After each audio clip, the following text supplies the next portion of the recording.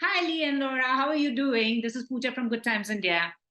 Uh, Hi, nice to meet you. Very, very good. How are you? Very well. So, Lee, have you gotten used to being called the intergalactic emperor daddy? Not quite yet, but I'm well on my way. Yeah, it's uh, Mm. it's something I never dreamed I would hear. But there's a lot happening now in the second season. So, a man who has the art of cloning himself and can be at different places at different times. What's actually happening? Because since the empire just might fall apart. Well, one of the things that interests us is it's very much like a family drama inside the palace. It's chaos inside those walls. I play a different Cleon than I played last year, and this Cleon um, is madly in love and having a romance with Demerzel, who also raised him and And all he of the thinks brothers that before him. she's his advisor and kind of like, well, she's everything he needs her to be, but actually behind all that, she has the knowledge and she has like she's known all of the Cleons since Cleon the First, and she has kind of controlled actually a lot of what's happening in the empire behind those like flashy showy moments that the empire offers Hmm. to the Right, Yeah, people. exactly. actually, your character is something like a remote because she controls the buttons. She can just manipulate them the way she wants to. What was it like actually getting into the headspace of this robotic person who's actually seen as robotic? What I really love about Demerzel and her relationship to Day is kind of the manipulation that goes both ways. Like it's always a struggle who's actually leading who, because also he has power over her because of the Hmm. programming. So it's kind of like, but then again, she raises all the boys. Like she teaches them everything they know. She controls their memories. She has in like season two, we see she uses another kind of ways to control Hmm. this Cleon, and it seems to be working okay. Hmm. But so Hmm. I love the kind of the play. It was so fun for us to kind of find the ways of when like who's on top and who's kind of leading and who's actually now following the other one, Who's and they're enslaved by whom? yeah. But one of the things I love about our show is that we ask questions. We kind of pose riddles, but we don't give answers. It's hopefully we'll have more than this second season to continue investigating the story, but along the way, I guess we invite the audience to to um to come to their own And conclusion. lastly, if Brother Day and Thranduil were to meet, how do you think that would pan out? Oh, that I don't think they would like each other at all. I don't think that they would really have time for each other. Um, no, they're both prickly people. So I don't think that how do you think they would you think they would hit it off? Never know. You never know, right? Like sometimes an odd pair is like to become fast friends. Yeah. So let's hope for the best. Let me tell you, I'm a fan of Savo because I think she is a multi-dimensional character. There's so much to herself. But in this season, poor girl is also looking for her own identity and herself. What was it like to perceive this character? Mm. Yes, Salvo, thank you firstly, and it's nice to be chatting with you, Pooja. Yeah, no, Salvo really goes on a journey in this season, and it was so fun to be able to dive deeper into her, not fully in crisis mode, because while there's lots of things going on in season one, she's really dealing with things in the moment, and we're not really able to dive into who Salvo is as a person. So in season two, I get to kind of sit with her a bit and, feel and look around and have relationships. And it's really good to be able to just sit back and really delve into them. You're doing so much in this show, action, emoting. There's so much. I mean, if you were to play a superhero, which one would that be? Because you waste it all. I mean, I think Savor is the superhero. I think that's Yeah, the thing. I think I've done it now. Tick. The box has been ticked. lovely. I know. Yeah. And, I was just speaking to David and I told him, what if the Empire was to meet the Marvel Universe? It would be a lovely face off, don't you think so? You know what? I feel like Salvor is the bridge between the two. So, she's badass. She's got attitude, she knows what she's doing, but she's also very vulnerable and has a really interesting story. So I feel like she's definitely a link between those two kind of vibes. Do you know what I mean? And absolutely. And what I like about the show is that it's so inclusive and so diverse. Do you think we've actually laid the foundations? Because Asimov's book did not have women. It's something that David and team have done. So, I mean, what do you as an actor in this time? Do you think exciting times for actors from across the board? Yeah, for sure. I think it's really exciting. And, since I started my career about 7 years ago now, it's a long time, but since I started, I worked in an all-female company doing Shakespeare. That was my first professional job. That feels like that just trend has gone on in my career and the careers of others. And so I've had an opportunity to just tell stories, and it's not so much about, things like gender and things like that. It's just about story, and we as humans want to tell stories and connect. And that's what I feel like the show's achieving with all of the things that you've just said as well. If you were to fast forward yourself to the Empire, what is the one thing that you would do? I would really want to do the space travel thing, like the when they go really fast. That I feel like that would be really cool. But I would like to be awake like Gale is in season 1. I'd like to actually see what it looks like, which I know is almost impossible because Gale's got the powers, So, but that would be cool. Just to go to space and stop. Absolutely, that would be fantastic. And do you think, can we expect you in India? Are you familiar with Indian music, food, culture? I've never been to India, but I would love to go. And I'd also love to visit Kubra Seth, who plays Farah in season 1. She's a really dear friend. And I'd love to go see her there sometime. So hopefully I'll be there soon. Hey, Pooja, how are you?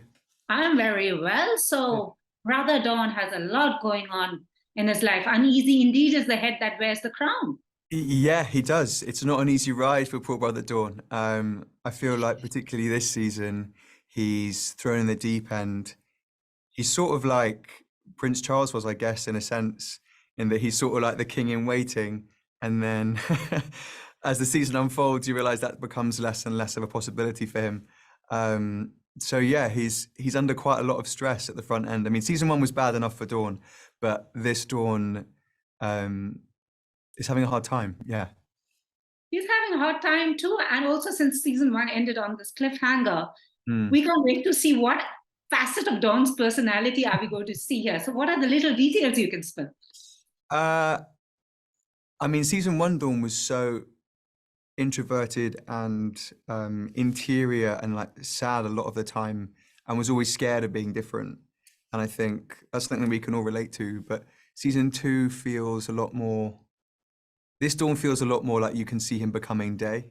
Like you could see him taking on the mantle of the middle throne, and really, like, I don't know how to put it, like he feels more himself and more comfortable in his skin this season. The character that I played last season is dead and gone, and then this season it's a whole new Dawn. It's a whole new Dawn, and no one, I don't think anyone's going to say "not my king" here. Thank you. Tell me, what has it really been like? It's such a vast universe. It's so challenging and ambitious. And now with season 2, season 1 left us with many cliffhangers. What has season 2 been like for you? Just a monumental task. It took 2 years to make it.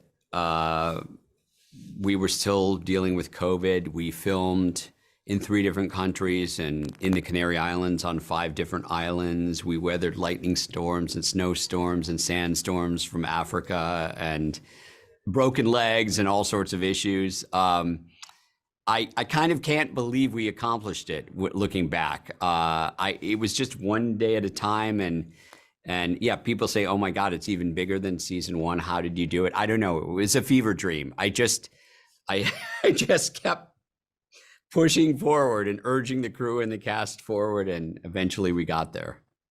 And we have 6 more seasons to go. As you said, you'd signed up for 8 seasons and 80 episodes. Well, I pitched 80 episodes and 8 seasons. We'll see if we get there. It depends on how season 2 is received by the audience. Absolutely. But what I like about your filmography is you're someone who takes up these very, you're a fan of the genre, sci-fi especially, but these very complicated storylines. Are you drawn towards these, like, working around these things, creating a world whether it's Batman, whether there's foundation, it's just a very interesting world that you create for all of us, a fantastical world. Yes, I am drawn to them. And first of all, I have to credit, I did not create Batman. I did not create Foundation. I'm standing on, the shoulders of giants in this case. I'm adapting.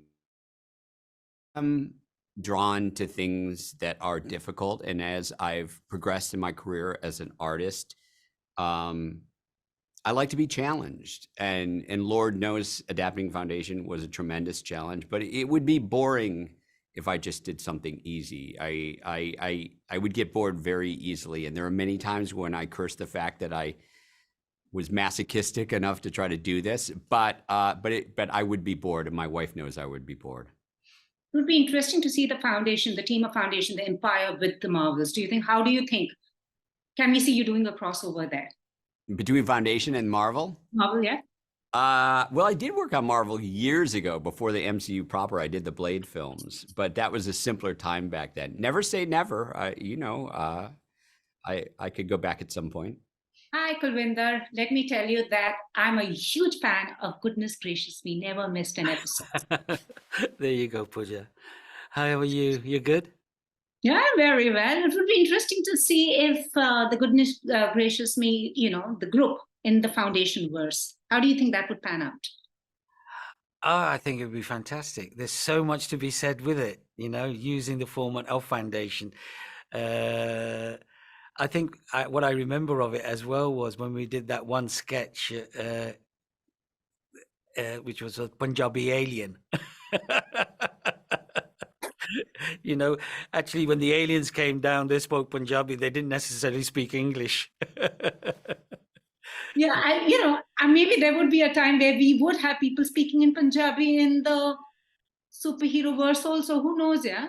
Well, we've got Urdu, we've got Hindi, we've got Punjabi, we've got English, we've got Marathi, we've got so many different aspects of it, And when you get language itself, if it's truthful and it's honest, you can speak it in any form.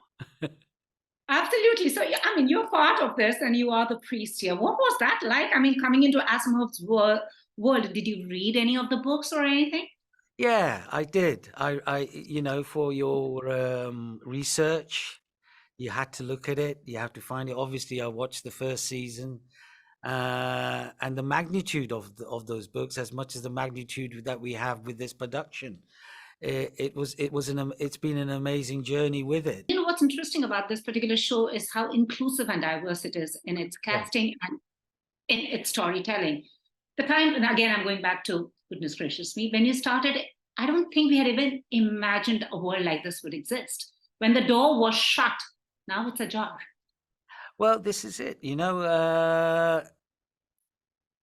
It was always there. It's how you open those doors and lift the roofs and invite the people in and say, don't be frightened.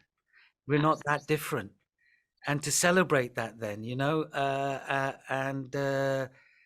and we see that happening with Foundation. Because like you say, you look at the diversity of that cast. It was a joy just to coming into that home and start looking around and saying, wow, this is good. And this is what we are thriving for, as creators and inventors of our work. So that's why it felt like you were involved with something special then. Thank you so much. Lovely chatting with you. Pleasure. Thank you.